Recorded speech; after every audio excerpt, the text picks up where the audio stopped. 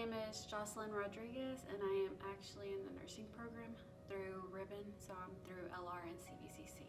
I'm the recipient of Frank and Sue Jones Scholarship and the Dr. Sanford L. Steelman Scholarship. The Ribbon program is actually a dually enrolled program with Lenore Ryan, and you get to choose your community college of choice, and I chose CVCC. It helps financially to students, so it's much more affordable than going to a four-year university. And I'm currently in my last year of nursing. I actually have two reasons that I wanted to become a nurse. I always knew I wanted to work in the healthcare field, but it actually started when I helped my dad in and out of the hospitals. He had kidney failure. So, being there and seeing how things work sparked an interest in me. I noticed that there is a huge language barrier. So even if you have an interpreter with you, sometimes they don't get all of the information you need. I am both fluent in English and Spanish, so I feel like that would be very helpful to some patients and helping them actually understand what is wrong with them and how they can take care of them. My dad, he had interpreters. Obviously, I was young, I couldn't interpret for him. So some of that information, he took it wrong, so that led to him not really understanding his disease process or how to take his medications. And something as simple as that can have a huge impact on someone's health. So that was, my main reason.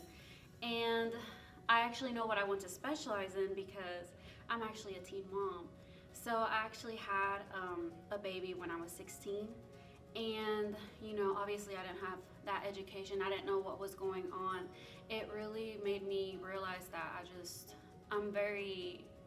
I really want to educate people, onto how they can prevent certain things, or if it happens, it's okay, there's no shame in that, but how they can move on going forward. So I actually want to do labor and delivery, and actually someday I want to become a midwife, and specialize in women's health. I'm very grateful and privileged to have received these scholarships, very grateful for the donation they had given me. It really took off that financial burden off my shoulders.